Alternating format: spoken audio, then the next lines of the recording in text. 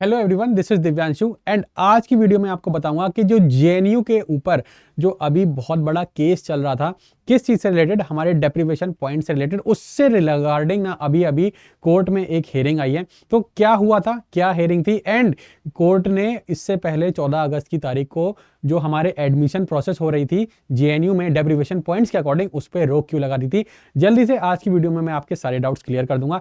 आज के इस वीडियो में आपका इस पॉइंट से रिलेटेड कोई भी डाउट नहीं रह जाएगा, भले ही आप 2026 के स्टूडेंट हैं, आपका एडमिशन अभी होने वाला है, या आप फ्यूचर के स्टूडेंट हैं 2027 में, अगर आप प्रिपेयर कर रहे हैं पीजी के लिए एडमिशन लेने के लिए जेएनयू में, तो उसमें भी आपको क्या क्या चीज़ों का ध्यान रखना पड़ेगा, सारी बातें आज मैं आपको बता दूंगा। लेकिन उससे पहले मैं अगर आपको बता दूं, अगर आप CUET PG 2027 को क्लियर करना चाहते हैं सोशियोलॉजी सब्जेक्ट के साथ, तो आप मेरे साथ जुड़ सकते हैं। मेरा अभी अल्टीमेट बैच 3.0 ऑनगोइंग है, इसको आप एक्सेस कर सकते हैं। इसकी फर्स्ट क्लास 19 अगस्त से स्टार्ट हो गई थी एंड अभी भी ये ऑनगोइंग है, तो इसकी लाइव क्लासेस अभी कंटिन्यूसली चल रही है, तो इसमें आप एनरोल कर सकते हैं। या फिर अगर आपको एडवांटेज एक्स्ट्रा एडेड लेवल पर अगर आपको तैयारी करनी है, तो आप मेरा महापैक बैच भी ले सकते हैं। इसमें आपको फायदा ये मिल जाएगा, इसमें आपको 200 मॉक टेस्ट मिलेंगे, 350 से ज़्यादा लाइव एंड रिकॉर्डेड क्लासेस मिलेंगी एंड जो फ्यूचर में आने वाले कोर्सेज हैं वो भी आपको मिल जाएंगे। कैसे बैच लेना है, कोड का डिस्काउंट कैसे यूज करना है, तो कोड आप यूज कर सकते हैं DIV07। इससे आपको 45% का मैक्सिमम डिस्काउंट मिलेगा। 45% का मैक्सिमम डिस्काउंट मिलेगा अगर आप मेरा कोड DIV07 यूज करेंगे। एंड इसके साथ आपको क्या फायदा मिलेगा ना, मेरे से पर्सनल 1-on-1 गाइडेंस भी आपको मिलेगी, यानी कि जब तक आपका एग्जाम क्लियर नहीं हो जाता तब तक आपको मैं पर्सनली गाइड करता रहूंगा। कोई दिक्कत परेशानी है तो आप मेरी मेल ID divyanshu.1@adda247.com पर मेल करके मेरे साथ जुड़ सकते हैं। वहां भी मैं आपको सारे पॉइंट्स आपके क्लियर कर दूंगा। तो देखिए, सबसे पहले ना हमें ये समझना है कि डेप्रिवेशन पॉइंट्स क्या होते हैं। डेप्रिवेशन पॉइंट्स ना कुछ ऐसे पॉइंट्स होते हैं जो जेएनयू सारे स्टूडेंट्स को नहीं, कुछ कुछ स्टूडेंट्स को देता है, जो जो कुछ स्पेशल जियोग्राफिकल लोकेशन से आते हैं या स्पेशल कम्युनिटी से आते हैं, जिनका ज़्यादा अभी तक इन्वॉल्वमेंट नहीं रहा है जेएनयू में, यानी कि उनके पूर्वज, उनके कोई भी रिलेटिव या उस कास्ट के या उस ज्योग्राफी के लोग अभी तक उनमें से बहुत कम ही जेएनयू में एडमिशन ले पाए। तो ऐसे लोगों को ना, ऐसे बच्चों को जेएनयू क्या करता है, कुछ डेप्रिवेशन पॉइंट्स देता है CUET PG के मार्क्स के ऊपर। यानी कि मार्क्स तो आपके रहते हैं, लेकिन इनके ऊपर आपको कुछ डेप्रिवेशन पॉइंट्स भी मिलते हैं, है ना। डेप्रिवेशन पॉइंट्स मिलते हैं CUET EG के स्कोर पे, PG के स्कोर पे, और इसी के बाद ना आपका इफेक्टिव स्कोर बनता है। अब कैसे ये चीजें होती हैं, किस तरीके से इसको कैलकुलेट करते हैं, देखिए, एक डेप्रिवेशन पॉइंट पे ना आपको 3 मार्क्स एक्स्ट्रा मिलते हैं।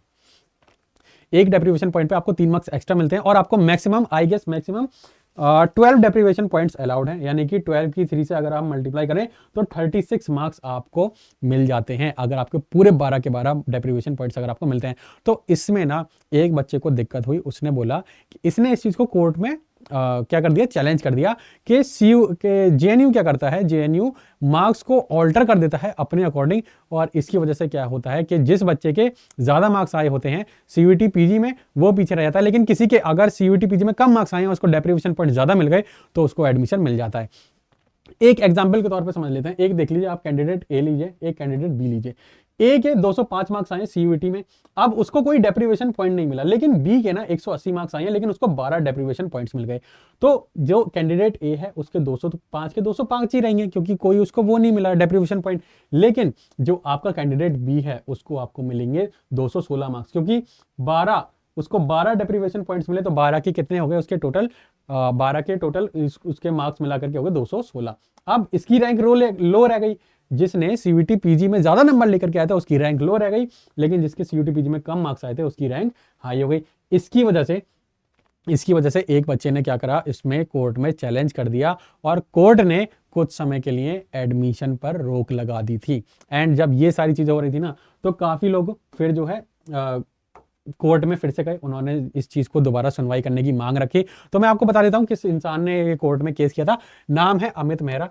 जेएनयू के 2026-27 के डेप्रिवेशन पॉइंट्स प्रोविजन को लेकर इन्होंने चैलेंज किया था। कोर आर्ग्यूमेंट क्या था इनका, कि एडमिशन रैंकिंग सिर्फ CUET को अच्छा एक्चुअल रॉ नॉर्मलाइज्ड स्कोर या परसेंटाइल बेस पर होना चाहिए। की क्लेम ये किया है इन्होंने कि यूनिवर्सिटी को CUET के बेस्ड रीजन या डेप्रिवेशन पॉइंट्स देके मेरिट ऑर्डर को अल्टर करने का अधिकार नहीं होना चाहिए। यानी कि जो जेएनयू करता है ना, कि डेप्रिवेशन पॉइंट्स के थ्रू कुछ बच्चों को एक्स्ट्रा एडवांटेज दे देता है, वो चीज़ नहीं होनी चाहिए। तो ये मैंने टाइमलाइन बताई थी 14 अगस्त को, ये चीज़ को कोर्ट, हमारे जज थे जस्टिस जसमीत सिंह, उन्होंने टेम्परली रोक लगा दी थी एडमिशन प्रोसेस पे। लेकिन 18 अगस्त को क्या हुआ कि कुछ बच्चों ने ये बात का सवाल उठाया कि ऐसे तो हमारा एडमिशन रुक जाएगा, क्लासेस शुरू होने जाएंगी और हम लोग पीछे रह जाएंगे।